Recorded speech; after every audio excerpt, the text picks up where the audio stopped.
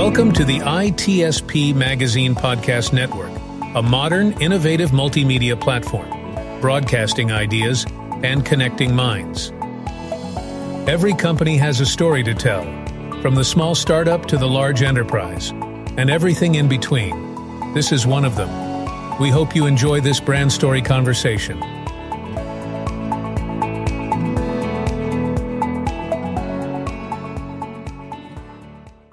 All right, look at that. Yeah. Get your wires straight there, man. I'm all wired in. I'm like the magazine. I'm all wired. All right. Yes. I'm wired. I'm unwired now. Look at that. So Here we are. here we are. I know. You forced me on I forced you to join me, a conversation. I've It made must them be all. special. all myself, and this is one that you can partake in. It's a really good conversation, always with my I good know. friend Chris. I know. I was playing with him and meet me on the second floor. Meet me at the downstairs. Wait. Go to the black hat side. No, not that black hat. Wait. No, I'll different come one. there. No, I was trying to trick him. I heard that's a new thing. Trick people. Socially engineer me. I like it. Yeah, Chris, always great to see you. It's good to see you both. I was remembering the other day how long back we go. I think RSA conference, I don't even know what. I think we were on cassette recorders, right? Actually, Yeah, we had tape. I had a pencil. I had a pencil to rewind it. But now the new generation is like, what are they talking about? yeah. A pencil and a tape? What? Oh my It was gosh. VHS, and I got fined for not rewinding. Oh yeah. You gotta be kind rewind. Do you remember that? Be kind, rewind. Exactly. Well, That's if you remember to return it in the first place. Oh yeah. When you get hit by those fees that were just compounding, it's like you buy That's right. 5 movies for the price of that That's one. right. I hate to see my Blockbuster account. Yeah. yeah, I still try to return Netflix when after I watch it. It's like, and now what do I do with this? That's right. Oh yeah, it's mine.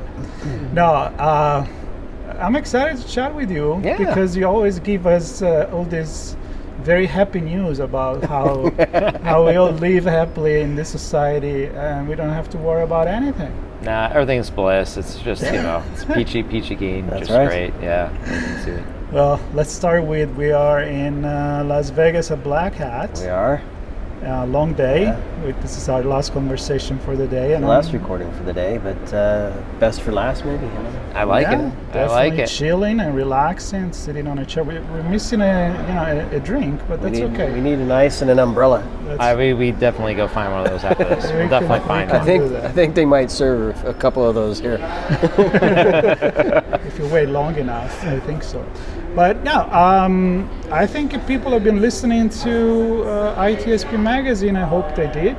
They must have heard Chris Pierson Hope so. with BlackCloak. So for those, like 3-4 people in the world that don't know who you are, who is Chris? Yeah, no. So I'm the CEO founder of BlackCloak. We got a great company, great team, and really love the mission of what we're doing. Our overall mission is, we protect digital lives. A little bit of a ... for corporate executives, their families, the C-suite board, as well as just really, really highly exposed persons.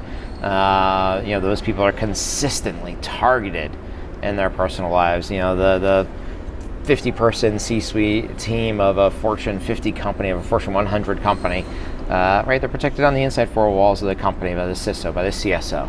But their husband, wife, kids, significant other, in their personal lives, they have the same risks. They're massively targeted by both cyber criminals and intelligence organizations, and as a result, they're a really juicy target, and a problem there could go ahead and cause a problem back at the company, could cause material cyber risk back at a company if you take those individuals offline or extort them or ransom them or steal money. And so BlackCloak is all about digital executive protection. That's what we do, and that's what we partner with, the CISOs, the CSOs.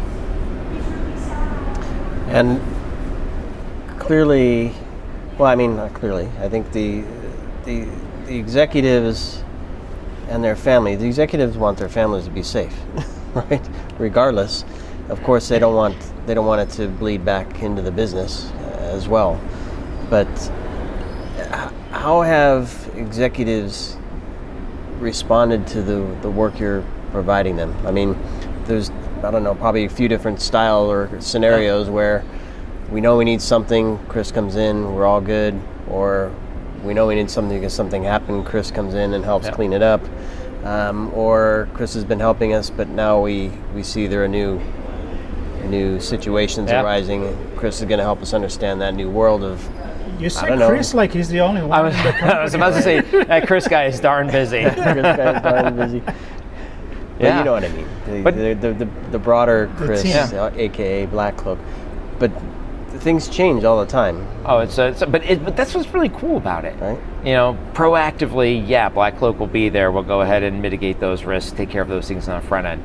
We'll be there in the incident response. You know, sometimes it's hellish situations where the company has been hacked and they actually have the information on the executives and are directly targeting them. Sometimes they're incident response teams too.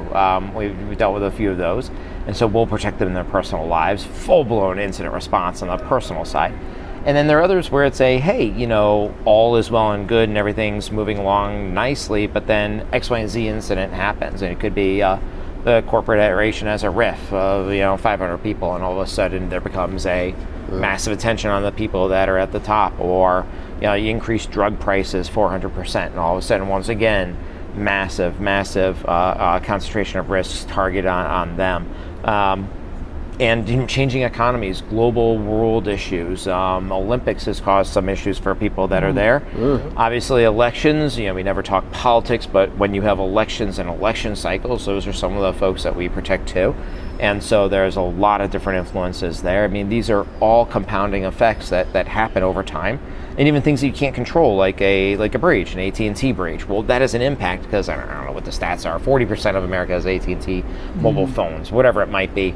Those are items and incidents that can cause massive spikes of risk that need to be mitigated because they could impact. And so, we'd love to be there at any part of the journey. Obviously, proactively is always the best. Nice, calm, cool situation, able to show improved value and worth.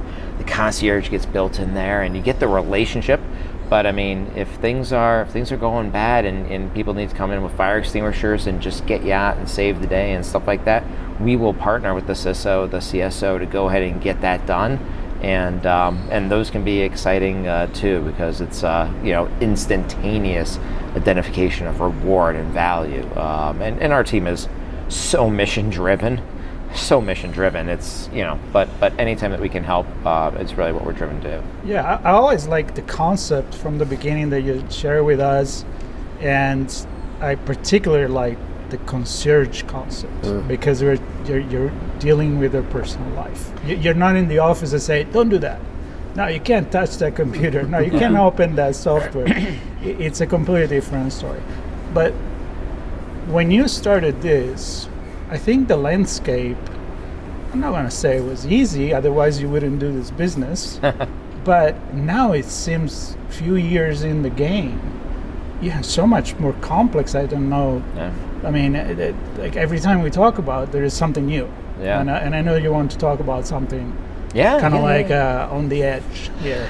Yeah, I mean, what's interesting is, I mean, look, there's always going to be a cyber arms race out there in terms of cyber criminals that are looking for financial gain. I mean, in 2000, there was no real great way to go ahead and receive payment. People were doing Western Union and drops and stuff like that. And, now with cryptocurrency and Bitcoin and all the rest, the ability to have that money transferred has enabled a whole different rise of different types of cybercrime or different modes of cybercrime. And we're seeing the same thing. I mean, 6 years ago, it's been 6 years. I mean, wow. 6 years ago, deepfakes as a topic. I mean, when you get those funny clips of, Tom Cruise being superimposed over, I don't know, Brad Pitt's face in, Ocean's 11 or something. It's like, okay, you can kind of like see there's some things there and a little trickery, but it's a 30-second clip or something, some funny thing. But as a team of engineers, running 300 supercomputers behind the scenes that worked for 6 months just to prove that the technology was there and that you could do light and the shading and all the rest of it. It's like super amazing stuff. We all watched it. We're all snickering. We all can remember different ones, but it's like right now, 3 seconds, 5 seconds of video input. a few good high-res face shots, which by the way, all the executives have, and the board members have, because they're all right on the website for the companies. Download the deepfake toolkit #1 right here on the website. Or they're on CNBC or something. Yeah, they've been on TV. Doing their the quarterly profit. You have all, and you have that video file, you have that audio file, the things there. And what's amazing is that with the technology now, it's a little bit of that. You don't even need a real computer. You can do this with just a keyboard and monitor, so to speak. You're able to upload those items, create that full, 1 minute, 3 minute video, audio file. And what we have now seen, and there have been multiple stories that are out there, but we're now seeing the deep fakes reach, absolutely reach those 3 kind of key executives, the CEO, the general counsel, and the CFO. They're kind of the folks that at the company people listen to. Hey, the CFO needs X, Y, and Z money to go out, or else it's your rear end. We got to get this deal done. We're just bringing you in right now, Marco, because you're the guy, and we're depending on you. And let's go ahead and get that done. And with the right audio file, with the right video file, we're able to make that go in a way that actually makes the person believe that they're talking to that real person. And so we're seeing the direct targeting of those individuals, of those key individuals. And once again, it's like Mark or Sean, you say on the audio file. Yeah. Everyone that's a publicly traded company that has public earnings report and all the rest. These are high quality audio files. You got great audio feeds there. Then they're showing up later on CNBC and Market Watch and all the rest. And it's like you get more great voice and digital video. It creates a perfect storm by which you can go ahead and find who are the newbie, who are the new people at the company, who's someone here, who's the comptroller, deputy comptroller, or whatever, and you're able to morph into hey, we want to, I need something, I want to get on that real time Zoom call with you, but we have to be really careful, right? We can't chase the technology. Right? There's a little bit of, we should be watermarking every single deepfake that happens. Well, that's not going to happen because cyber criminals are going to pay by those rules. Mm-hmm. So there's an issue there. Well, we're just going to go ahead and protect all for example, Teams or Zoom calls. Well, that's great, but cyber criminals aren't going to go on and play by the rules there. You go ahead and you have a solution that integrates with X, Y, and Z. I'm just going to call you on your desk phone. I'm going to call you on your cell phone. I'm going to FaceTime with you. I'm going to go ahead and use some embedded app and reach out to you some other way and some other mechanism. You can't control the medium of how these attacks are going to happen. And that's what we're seeing. What's cool is, yes, there'll be attacks that happen on the official corporate issued mode of communication. But smart attackers are going to say, we don't have to play by your rules, right? You built the moat over here and you put the alligators in it. That's wonderful. Like, it looks super scary. We're probably going to get our legs bitten off and die. But we're going to go this way because every single time you tell us we must go that way and we built a control and we bought a control that way, I'm not going that way. I'm going to go around you. And I'm going to wait for you to go out to the coffee shop. Well, but I mean, it's funny is right now we're seeing people chase let's lock down this mechanism, this mechanism, this mechanism, but there are 20 other mechanisms that are wide open. And that ability to verify that the individual is who they say they are is kind of fleeting. Look, we're seeing the attacks happen. We're seeing them happen in the personal lives, especially the extortion and ransom ones there are getting more complicated, and they're opportunistic. But the financial transfer one is huge. I mean, those are instantaneous money. And if the person doesn't know enough and time passes by, the recovery assets team, the RAT team for the FBI Secret Service, right? It's harder for them to go ahead and put that full wire stop on the transfer of items. It's popping. It is popping. It's becoming a really, really interesting attack surface. And the CSO and the CISO are the ones that are going to be asked. They might not be the ones that is like, well, you should protect from all of this. They're the ones that should be thinking about it. They're the ones that should be talking about it. They're the ones that should be, offering advice and guidance and making sure that they know what is possible and what isn't possible within the realm of the universe right now. But we're seeing it a lot more. We're seeing a lot more. And you can't just, let's talk about executives. It's executives and their families. Yep. And their families. If the husband of the CEO she's well trained, she's well this, she knows the different tactics and listens to the board meeting. The husband's in a different sector, or maybe not even working or whatever, stuff like that. They don't know. It's still a lens in, it's still an open door into the home, and you take that husband offline, you are absolutely taking the wife, the CEO, offline. It's going to impact the company. It's going to impact the family. It's going to impact that executive. Yeah, and then you get the kids, or you brought the example of the castle. Like, well, I'm going to target the people that work inside the castle. I mean, you go back to technique that we've been using forever. Since society exists, there's been social engineering in a way or another, and it's just that now it's getting very complicated, very complex, and there was another one that you say is pretty hot now, which is the SIM swap. Tell me about that. 'Cause your phone, it's like your life nowadays. It's still it's one of those perplexing items. Look. Can you describe it quickly for folks who don't know what it is? So every single phone, Motorola phone, an Apple phone, an HTC phone, whatever, right? You have that actual phone and device, and it differs by carrier. Your AT&T, Verizon, T-Mobile, Sprint, etc. And right, some have physical SIM cards, which actually allows for the numerical identification uniquely of that phone and the service. The cellular service. Some have the eSIM card, which is kind of hardwired on the actual device, and many have both, which is kind of cool because you can actually have dual mechanisms. You can have like a separate private number on the device and kind of have that context switching. But there are two things that cyber criminals love to do. Number one is change your phone from one carrier to another carrier. That's called porting your phone. I no longer want to be on carrier A, I'm going to port it to carrier B.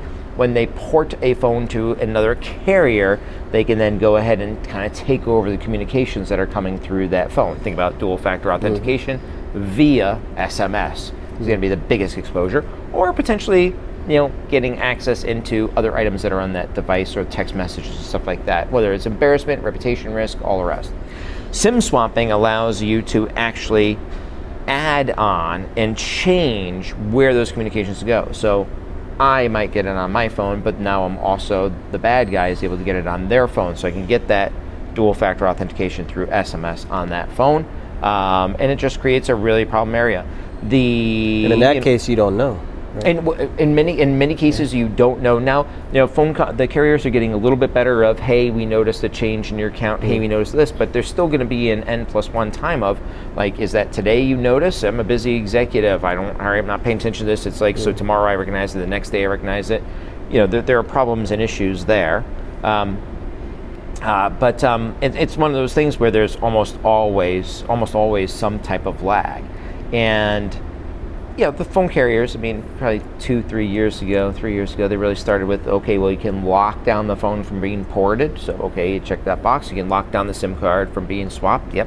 Okay, we can put in a magic PIN, but it doesn't apply when you actually have insiders within an organization that is, lured by cyber criminals of, hey, $5,000 for access into break, because they're going to net $30,000, they're going to net $25,000, they're going to net, if you target key people, it could be the way into the organization, could be the way absolutely into the organization. And so they're actually paying money and recruiting for this kind of like, digital mules, so to speak, within the carrier landscape.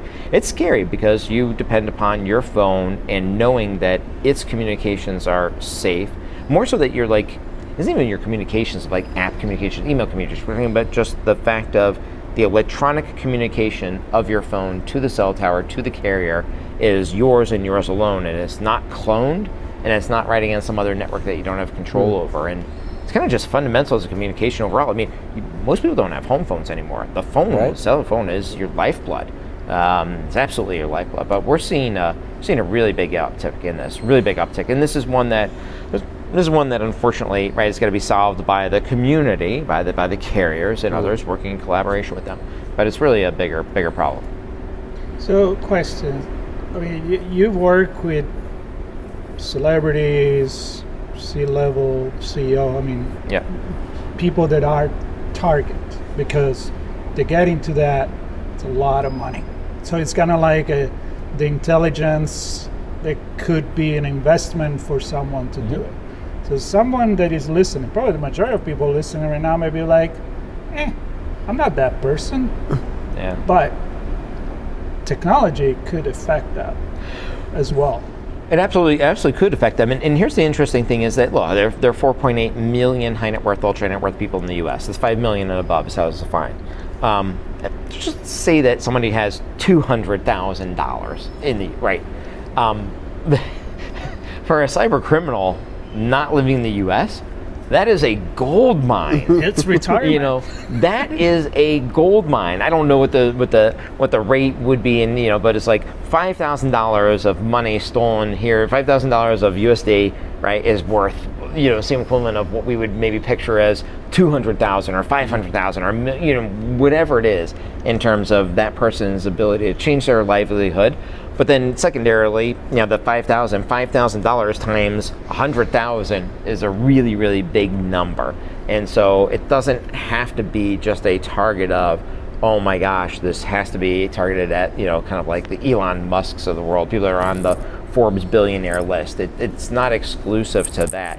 Any latch in could give someone an edge, both in terms of, financial, but also back into the company, because for many people, they're using some type of dual factor, and some companies are on SMS for some different, right? At least they have dual factor, but small business and stuff like that, some of them are not, right? They're not on authenticators, they're not in YubiKeys, they're on others.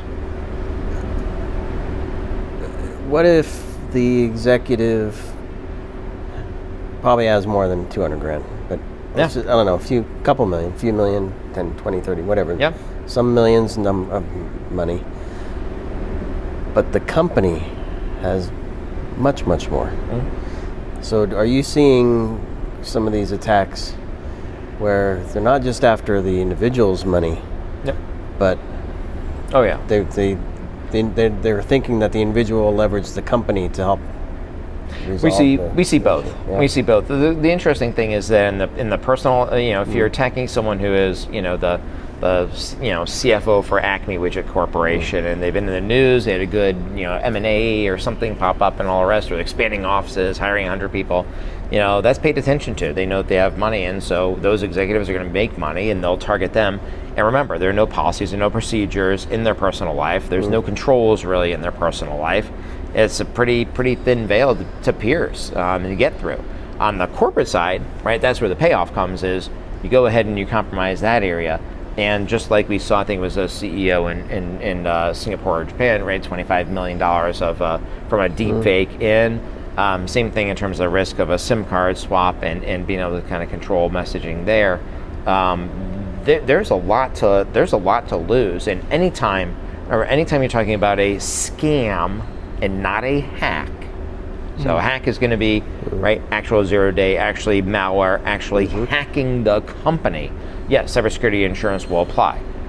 Some cybersecurity insurance has what's called crime policy. Crime policy is going to protect you when you get scammed or defrauded and you willingly hand over money that you thought was, right, supposed to go to that different bank account or to that different person, or you're duped by a deep fake.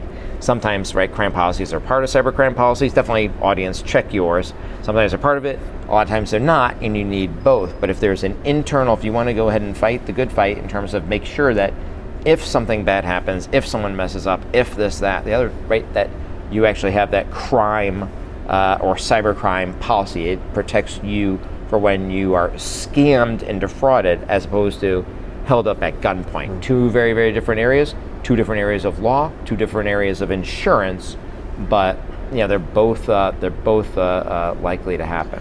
Talk to me about response. Yeah. You mentioned that early on, and some of the conversations I had leading up to Black Hat were around metrics and success. Are we doing any better? Is defense winning, or are we making progress here? And I'm just thinking about an individual. Now, CISO might be more savvy than most in terms of security. But when it starts to get into fraud and scams and things like that, less about a firewall control, the process to respond is very, very different. And I presume you have a lot of experience in seeing what's going on and the steps to take, who to contact when, and who. And if you don't have that, I can just see this mess of things that you might miss a deadline where your policy is no longer. It may have been, but it's no longer, or you notify the wrong person, and that trips a trigger that prevents other stuff from happening properly. So I don't know. Talk to me about how important knowing that process and having experience with it. Yeah, I mean, and that's key and quintessential to everything that BlackCloak does is time really is money. The mean time to response, mean time to remediate there's a clock that is ticking in terms of the number of steps that happen of wire transfers from bank A to B to C to D before it's totally untouchable. There's a mean time to response in terms of when somebody's floated money that they thought was really supposed to go someplace. There's a lot that needs to happen there in a pretty quick fashion. A lot of times it's not quote-unquote cyber in terms of a malware response, a remediated computer issue response. A lot of times it's a, hey, get on with the bank, let's go do this, let's go ahead and get those accounts locked down, let's go ahead and get those information over to IC3, over to Secret Service or FBI, so the RAT team can go ahead and try to freeze those assets wherever they are, or at least get those orders in the system. You might not be able to recover it all, but you most certainly will recover none if you just sit by.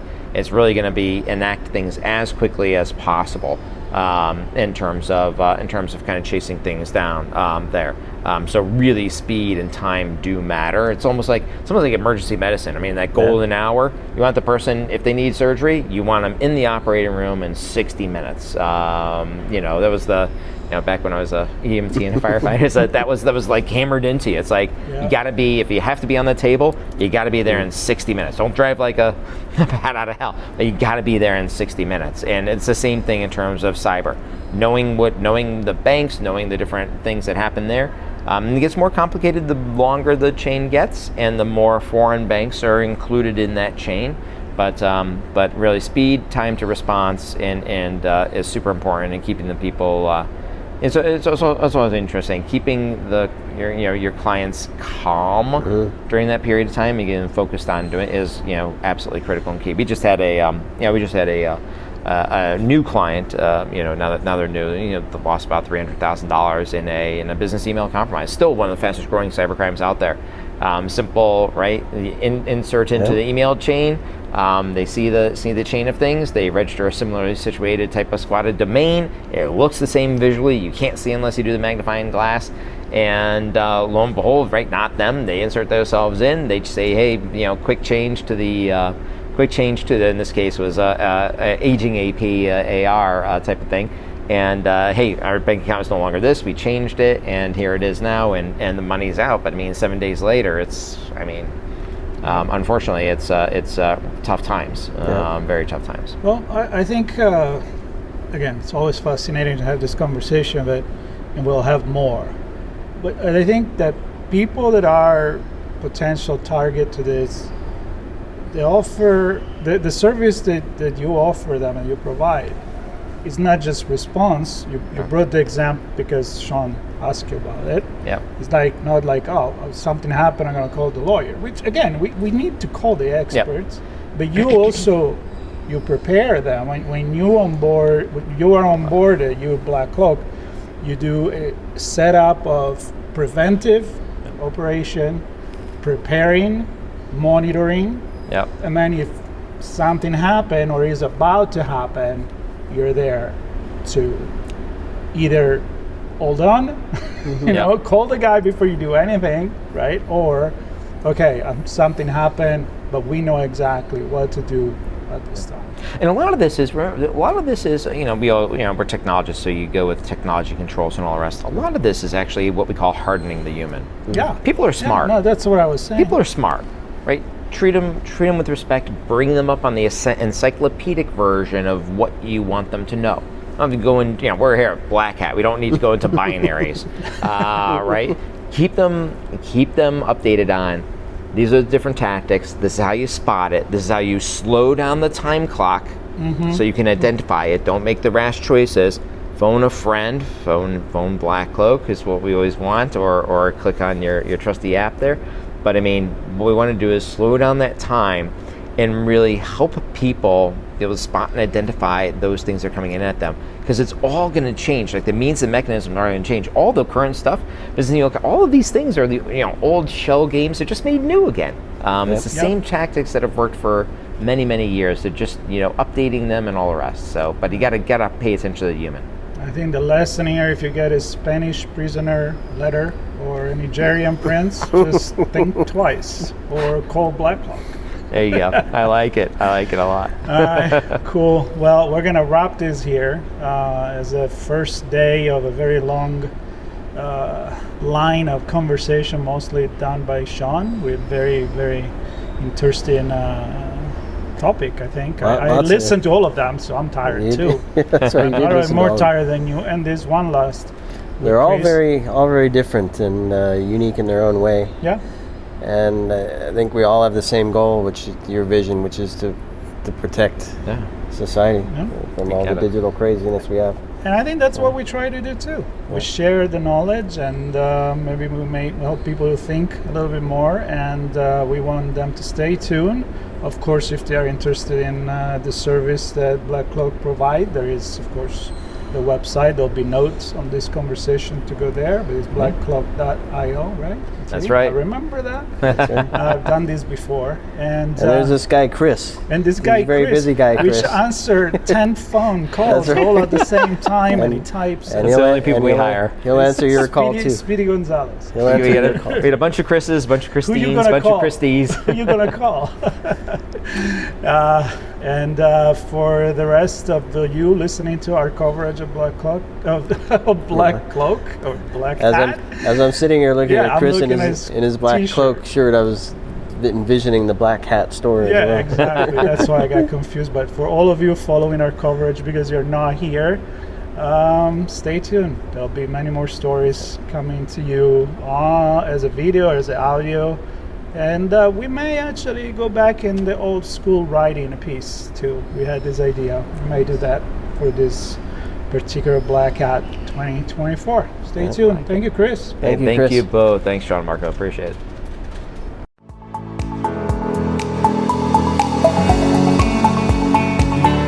We hope you enjoyed this episode and that you will come back for more brand stories on ITSP Magazine.